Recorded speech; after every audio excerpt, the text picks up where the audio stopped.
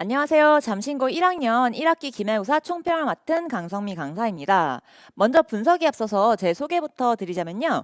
저는 강성미고요. 지금 김영준 국어학원에서 아이들과 즐겁게 수업에 임하고 있습니다. 목차는 이렇게 네 가지로 구성을 해봤는데요. 일단 이번 기말고사 어떤 식으로 출제되었는지 가장 궁금해하실 것 같아서 제일 먼저 소개를 드리고요. 그 다음에 제가 아이들과 어떻게 이번 기말고사를 함께 준비를 했는지, 그 다음에 이제 2학기, 제가 중간고사라고는 썼지만 2학기 전반적으로 제가 말씀드릴 것 같아요. 그래서 중간고사 대비 전략은 어떻게 준비하면 좋을지, 그 다음에 마지막으로 제 수업은 어떤 식으로 진행되는지 설명드리도록 하겠습니다. 먼저 기말고사 총평입니다. 문항 구성은 동일했어요. 그래서 선택형 22문항, 서답형 그러니까 서술형이죠. 서답형 4문항으로 구성이 됐고요. 시험 범위는 교과서와 유인물이 있었죠. 유인물 조금 주셨죠. 맞죠? 그래서 운문이라고 하면 이제 현대시로 대표되는 운문이 4작품, 그다음에 산문, 소설로 대표되는 산문이 3작품, 그다음에 고전 산문 2작품, 그다음에 의문변동. 의문변동이 잠신고는 기말고사에 들어갔던 게 약간 특징적이었습니다. 이런 식으로 시험 범위가 구성이 됐고요. 조금 더 자세하게 분석을 드리자면요. 일단 외부 지문이 좀 많았다. 이번에 조금 유인물을 많이 주시기도 했는데 그거와 별개로 또 외부 지문이 계속 나왔죠. 이거는 잠신고의 스타일이 그렇습니다. 그래서 중간 때도 그랬고 이번 기말 때도 그랬고요. 그래서 외부 지문에 대한 조금 준비가 되어 있었으면은 좀 괜찮았겠다. 그래서 그렇지 않았다고 하더라도 독해력과 적용력이 좀 있었으면 좀 풀기는 수월했을 것이다. 에다가 제가 조금 더 첨언을 하자면요.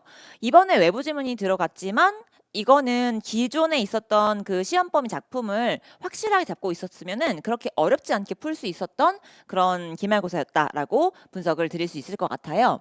다음에 두 번째로는 기역, 니은, 디귿, 유형이라고 제가 말 붙여봤는데요. 보기 박스에 특히 문법이 그랬거든요. 그래서 보기 박스에 뭐 기역은 어떤 문장, 니은은 어떤 문장에서 문장을 쭉 주고 이거를 분류해 보라고 하든지 아니면은 이거를 뭐 이거는 이거에 해당이 되는지 안 되는지 의문 변동이 여기에 해당이 되는지 안 되는지 이런 식으로 물어본 그런 문제들이 되게 많았어요. 그래서 이런 문제들의 특징은 무엇이냐면 하나를 물어보는 것이 아니고 되게 다양한 그러니까 의문 변동이니까 단어들을 많이 줬단 말이죠. 그래서 많은 단어들을 이 학생들이 한 문제에서 처리를 많이 해야 됐었기 때문에 진짜 시간이 많이 걸렸을 거예요. 그래서 문법에서 조금 더 아이들이 힘들어 했을 것이다라고 분석이 되는 거죠. 그다음에 마지막에는 긴 보기 문제입니다. 이게 26문제 저번 중간고사랑 똑같다고 말씀드렸잖아요. 하지만 쪽수 확인해 보셨나요? 그래서 지금 만약에 학생 여러분들이 보고 계시다면 와, 26문제였다고? 막 이렇게 와닿을 거예요. 왜냐면은 이게 16쪽의 시험지였거든요. 분량이 굉장히 많았어요. 지난 중간고사 같은 경우에는 9쪽이었거든요. 그래서 거의 뭐 2배가 조금 안 되게 맞죠? 그래서 이게 왜 그런 거 하니 보기 문제가 굉장히 길었고요. 그다음에 문제 하나하나 특히 문법 문제 하나하나가 거의 다 모의고사형이었어요. 그래서 암기해서 푸는 것도 있었지만 암기를 바탕으로 그걸 적용을 해봐라 라는 식으로 문제가 많이 출제가 되었기 때문에 전체적으로 조금 시험 시간이 많이 부족했겠다. 그래서 뒤로 갈수록 이 배치가 뒤에 쪽이 좀 문법이 많았잖아요. 뒤에 쪽으로 갈수록 시간이 굉장히 촉박했을 것이다 라고 분석해 볼 수 있겠습니다. 그래서 전체 난이도는 상이라고 정리해 볼 수 있을 것 같아요. 다음으로는 제가 이번에 기말고사를 어떻게 아이들과 함께 준비를 했는지 그리고 아이들이 시험을 볼 때 좀 미약하게나마 도움이 됐던 부분이 어떤 부분인지 설명드리도록 하겠습니다. 일단 선택형 8번인데요. 여기서 가나다에 대한 설명으로 적절한 것은 해가지고 이 지문의 내용을 물어본다기보다는 가나다 각각 희곡이랑 시나리오였거든요. 그래서 희곡과 시나리오의 갈래 특성에 대해서 묻는 문제가 출제가 되었습니다. 제가 앞서서 기역, 니은, 디귿 유형의 지문들이 많이 출제가 되었다라고 말씀드렸는데요. 이런 유형이 대표적인 거라고 볼 수 있겠어요. 그래서 보기에 기역은 뭐고 니은은 뭐고 가와 나는 보시면 알겠지만 내용을 물어보기보다는 갈래 특성에 대해서 묻고 있잖아요. 그런데 이제 이게 보통은 미음까지 있어요. 5가지를 고르라는 식으로 출제가 되는데 잠신고는 그렇지 않았죠. 더 많았죠. 그래서 조금 시간이 많이 걸렸을 것이다라고 분석을 해볼 수 있겠고요. 이거와 관련해서는 저는 이제 파이널 테스트를 봅니다. 파이널 테스트라고 하면은 시험 직전에 전 영역을 대상으로 마지막 점검하는 시험이라고 보시면 되겠고요. 당연히 잠신고 스타일이 반영되어서 아이들에게 출제를 하기 때문에 많이 도움이 되죠. 마지막에 봤던 이 파이널 테스트의 문제 유형과 지금 선택형 8번의 문제 유형이 거의 흡사하죠. 제가 조금 수정을 한 건데, 그래서 나와 다도 마찬가지로 희곡과 시나리오의 갈래 특성에 대해서 묻고 있습니다. 그래서 21번 문제와 선택형 8번 문제가 거의 유사하고 묻는 것이 똑같기 때문에 둘 다 희곡과 시나리오의 갈래 특성에 대해서 묻고 있었기 때문에 그렇게 어렵지 않게 풀 수 있었던 그런 문제라고 말씀드릴 수 있을 것 같아요. 다음으로는 선택형 10번입니다. 보기를 참고하여 나와 보기 1을 감상해라 라고 했는데 나는 이제 원고지였고요. 보기를 보면은 이제 부조리극에 대해서 막 설명을 했어요. 그 다음에 이 1번부터 쭉 가보면 1번에서는 부조리극에서 인과적 관계가 있냐, 전개가 있냐. 그 다음에 3번을 보면은 인물들이 보통 명사로 이제 얘기를 했냐. 그래서 보통 명사를 통해서 익명성을 드러냈는가 이런 거에 대해서 묻고 있어요. 그런데 이거는 학교에서 수업 시간에 이 부조리극에 대해서 굉장히 깊이 있게 설명을 해주신 부분이 있었거든요. 그래서 이걸 강사가 얼마나 이걸 체크를 하고 캐치를 해가지고 아이들에게 수업을 하느냐가 좀 중요한 그런 문제라고 볼 수 있겠습니다. 이거랑 관련해서는요, 일단 부조리극 자체에 대해서 이거는 제가 직접 보강 때 아이들에게 나눠주는 자료예요. 이름도 있습니다. 정성미라고. 정성미가 아니고요. 완성미라고 자료가 있는데요. 이 부조리극에 대해서 학교 선생님이 굉장히 강조를 하셨기 때문에 이거랑 관련해서 저도 좀 깊이 있게 아이들에게 제시를 해줬고요. 그 다음에 인물을 이제 이렇게 보통 명사로 많이 표현을 했는데 모든 인물은 개성을 제거한 보통 명사로 명명했다. 이것도 마찬가지로 마지막 직전 대비 보강 자료입니다. 완성미이고요. 여기서 둘 다 이미 제공을 했고 아이들과 같이 학습을 했기 때문에 이것도 틀린 친구 없이 잘 넘어갔던 그런 문제라고 할 수 있겠습니다. 다음으로는 서답형 4번인데요. 이게 마지막에 배치가 됐죠. 그래서 시간이 부족했으면 정말 힘들었을 거예요. 왜냐면 또 제가 일부러 배점을 가지고 왔는데요. 배점이 10점이었어요. 각각 5점. 그래서 묻히다 5점, 결단력 5점 이렇게 되어 있었죠. 그래서 5점이면 꽤 큰 점수 배점이거든요. 그래서 잘 풀었어야 되는 문제인데 특히나 선생님은 이걸 노리신 것 같아요. 이거를 보면은 유음화되기 딱 좋은 환경이거든요. 그래서 아이들이 딸력 이런 식으로 할 수 있었던 그런 문제인데 오해하기 쉬운 문제인데 이거는 제가 수업 시간에도 굉장히 강조를 했고 아이들한테 이걸 외우도록 시켰어요. 왜냐하면 표준 발음법에 이게 유음화가 아니고 비음화로 되는 그런 것들이 딱 정해져 있거든요. 그래서 그거를 미리 아이들에게 암기를 해라라고 얘기를 했던 부분이고 그래서 이거는 제 교재입니다. 교재에 원래는 보통 이제 선생님들께서는 뭐 의견란, 생산량 요 정도로 주시죠. 근데 표준 발음법에 있는 모든 것들을 다 외워라 해가지고 저는 다 아이들에게 외우게 시켰고요. 그 다음에 결단력 당연히 있죠. 그래서 이 결단력은 이렇게 발음이 되고 여기서는 된소리대기랑 비음화가 이렇게 된다. 유음화의 예외다라는 식으로 아이들과 함께 학습을 했기 때문에 틀린 친구 없이 모두 잘 마무리할 수 있었습니다. 그렇다면요, 이제 곧 여름방학이죠. 그래서 여름방학 때 뭘 하면 좋을까? 제가 중간고사 대비 전략이라고 했는데 2학기 전반적인 얘기가 될 것 같아요. 2학기 때는 뭘 다루냐면요. 중세국어를 다룹니다. 그래서 중세국어가 중간고사에 출제가 될지 기말고사에 출제가 될지는 작년과는 또 조금씩 바뀌니까요. 그거는 확실하게 제가 말씀드릴 수는 없겠지만 그래도 중세국어가 2학기 땐 출제가 되기 때문에 이번 여름방학 기간 동안에 반드시 중세국어 기본 개념을 다져놔야 됩니다. 왜냐하면 이번 내신에도 그렇고 이번 중간 기간에도 그랬고 기말 기간에도 그랬고 이 내신 기간이 굉장히 짧잖아요. 근데 이 짧은 기간 동안에 또 국어만 준비하는 게 아니란 말이죠. 그래서 내신 짧은 기간 동안에 중세국어를 이제 베이스 없이 와가지고 하면 굉장히 힘들어요. 그래서 이전에 지금 시간이 있을 때에 중세국어를 조금 많이 다져놔야 내신 기간 때 좀 수월하게 내신을 준비할 수 있겠다라고 말씀드릴 수 있을 것 같고요. 그 다음에 두 번째는 고전문학입니다. 2학기 때는 고전문학을 다뤄요. 물론 잠신고는 1학기 중간고사 때도 고전문학을 다뤘긴 했지만 2학기 때에 이제 본격적으로 고전문학을 다룬다라고 생각하시면 될 것 같아요. 그래서 특히나 잠신고 같은 경우에는 고전 문학 이 작품만 다루지 않을 가능성이 굉장히 높죠. 다른 외부 작품들을 많이 가져올 확률이 높아요.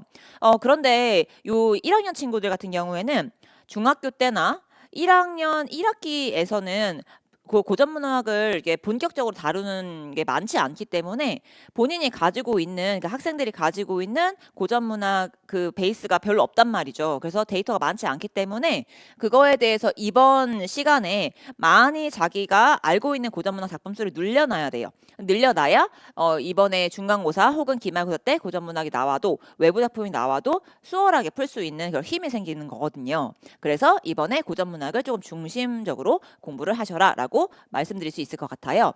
그 다음에 마지막 한글 맞춤법입니다. 2학기 때는 한글 맞춤법이 시험에 나와요. 마찬가지로 중간고사일지 기말고사일지는 제가 확답을 드릴 수 없지만 그래도 한글 맞춤법이 항상 시험 범위가 되기 때문에 한글 맞춤법에 대해서는 이렇게 시험에 나오는구나, 이런 식으로 한글 맞춤법을 좀 내가 배우면 되겠구나 라는 식으로, 이거는 제가 특강이라고 또 써놨잖아요. 이거는 뭔가 시간을 오랫동안 들여서 공부하는 것은 아니에요. 그래서 특강의 짧은 시간 동안에 특강 같은 것을 활용을 해서 한글 맞춤법은 이런 거고, 이제 맛을 좀 들여놓는 거죠. 그래야 내신 대비 때 이거 한글 맞춤법 이런 거였지 라고 바로 쉽게 접근할 수가 있거든요. 그래서 한글 맞춤법에 대해서 조금 친해질 필요가 있다라고 말씀드릴 수 있을 것 같아요. 마지막으로 제 수업 시스템에 대해서 설명드리고자 합니다. 저는 주중에 클리닉을 아이들과 오프라인으로 진행하고 있습니다. 그런데 이제 잠신고 같은 경우에는 제가 일요일 날 6시에 내신 수업이 열리고요. 주중에 클리닉이라고 함은 수요일이나 목요일 날, 이번에 2학기는 수요일이랑 목요일이 될 것 같아요. 수요일이랑 목요일 날에 주중에 한번 오프라인으로 저를 만나러 오는 거죠. 그래서 와가지고 이때는 어느 정도 과제집을 풀어서 가지고 와야 돼요. 그래서 가지고 오면 질문할 것이 생길 거 아니에요. 그래서 그 질문할 것을 조금 풀어주는 그런 질문 시간이다라고 생각하시면 될 것 같고, 에다가 플러스로 당연히 암기해야 될 부분들이 있어요. 문법 같은 경우에는 특히나 암기해야 될 부분들이 있거든요. 그래서 그런 것을 이제 클리닉 시간에 암기를 한다라고 생각하시면 될 것 같고요. 그 다음에 두 번째, 연습 문제를 저는 좀 많이 줍니다. 그래서 클리닉을 제가 같이 운영하는 것도 있어요. 그냥 연습 문제 막 양을 그냥 늘려서 주는 건 아니고요. 좀 양질의 문제를 주고자 저는 좀 항상 노력하는 편인데, 양질의 문제, 제가 생각했을 때 양질의 문제라고 하면 뭐 강남권 우리 동네 기출 문제라든지 아니면 전국 기출 이라든지 아니면 평가원 기출, 특히나 평가원 유형의 문제들을 많이 익숙하게 느낄 필요는 있거든요. 그래서 이런 좀 양질의 문제를 아이들에게 줘서 많이 연습을 하고 그 다음에 시험장에 가는 그런 것이 좀 아이들에게 도움이 된다라고 생각을 합니다. 그래서 연습 문제가 좀 많다라고 생각을 해주시면 될 것 같고요. 그 다음에 파이널 테스트, 아까 제가 잠깐 말씀드렸는데 마지막에 시험 보기 전에 저는 잠신고 지금 26문제 출제가 되잖아요. 26문제를 딱 맞춰가지고 진짜 시험처럼 시험을 봅니다. 그래서 너네 학교는 이런 스타일로 시험이 나와. 그래서 이런 식으로 준비를 해야 되고, 선생님들께서 이런 걸 중요하게 생각하셨으니까 너는 여기 부분에 좀 주목을 해야 돼. 그리고 하나 더 있죠. 이렇게 시험을 보면은 선생님 저는 여기 부분이 좀 많이 비어 있네요. 혹은 여기 부분이 많이 틀리네요. 그러니까 학생들이 알게 돼요. 그래서 내가 객관적으로 여기가 지금 잘 안 돼 있구나. 난 여기가 잘 되어 있다고 생각했는데 아니네. 이런 식으로 자기의 실력을 객관적으로 좀 한눈에 볼 수 있게 돼요. 그래서 항상 마지막에 모든 시험 범위가 다 끝나고 난 다음에 보는 테스트라고 보면 될 것 같습니다. 그 다음에 완성미인데요. 이거는 제 직접 보강 자료예요. 그래서 제가 강성미이기 때문에 이름이 완성미인데 막판 핵심 요약집이라고 보시면 될 것 같아요. 그래서 이건 전날에 주는 거기 때문에, 직접 보강은 전날이니까요. 그래서 전날에 주는 거기 때문에 아이들 외울 수 있게 만들어주는 겁니다. 그래서 이거는 외우라고 주는 거기 때문에 굉장히 뭐랄까요, 굉장히 엑기스만 모아놨다고 말씀드릴 수 있을 것 같아요. 그래서 완성미까지 저랑 같이 학습을 하고 그 다음에 시험장에 간다라고 생각하시면 되겠습니다. 다음으로는 제 아까 말씀드린 자료들에 대한 샘플입니다. 첫 번째 필기 자료인데요. 얘 이름도 있어요. 얘가 정성미입니다. 아까 제가 정성미랑 완성미랑 살짝 헷갈렸죠. 이 정성미는 뭐냐면요. 제가 필기를 정성스럽게 다 써가지고 아이들에게 주는 건데요. 학교에서 선생님이 중요하다고 생각했던 부분들이라든지 아니면 제가 중요하다라고 생각했던 부분들을 다 제가 다 모아가지고 필기를 해서 아이들에게 예쁘게 한 권의 책으로 줍니다. 그래서 아이들이 이거를 보면 여기 이 작품에서는 이러이러한 부분들이 중요하구나라고 좀 한눈에 정리할 수 있게끔 주는 자료고요. 그다음에 두 번째 복습 테스트는요. 매주 치러지고요. 재시험 있습니다. 재시험은 주중에 와서 재시험을 치르게 되는 거고요. 그다음에 암기 테스트. 저는 국어도 암기가 필요한 과목이라고 봅니다. 그래서 이해로는 좀 부족하고요. 그래서 당연히 암기 테스트를 보는데 마찬가지로 주중에 클리닉 때 와서 암기 테스트도 같이 병행하고 있습니다. 그리고 완성미, 요거는 제가 말씀드렸죠. 이거는 직전 대비 자료라서 아까 정성미랑 약간 달라요. 정성미는 전체적인 내용이 다 들어있다라고 생각하시면 되고, 완성미에선 진짜 외워야 되는 것, 정말 중요한 것들만 쏙쏙 골라서 요약 암기 자료집으로 만들었다라고 생각하시면 될 것 같아요. 그 다음에 기본서, 이거는 내신 기간 때 매주 갖고 다녀야 되는 거고요. 여기에 필기도 하고, 그 다음에 중요한 것들 좀 정리를 하고 하는 이제 기본서. 그 다음에 문제집인데요. 문제집은 매주 새롭게 나갑니다. 그래서 1주차 문제집이 있고, 또 2주차 문제집이 있고, 이런 식으로 매주 새롭게 과제집이 나가기 때문에 이건 밀리지 않고 잘 할 수 있도록 제가 좀 강권하는 편입니다. 마지막으로는요. 제가 항상 수업에 들어가기 전에 생각하는 제 모토라고 할 수 있을 것 같은데요. 저는 아이들이 국어라는 과목이 다른 과목은 좀 흔들려도 국어는 그래도 점수 제일 잘 나와 라든지 아니면 국어라는 과목은 그래도 내가 좀 믿을 만한 구석이야 라고 생각했으면 좋겠어요. 그래서 항상 그런 생각이 들 수 있게끔 끝까지 여러분들의 자신감이 되도록 끝까지 함께 하도록 하겠습니다. 지금까지 경청해 주셔서 감사합니다.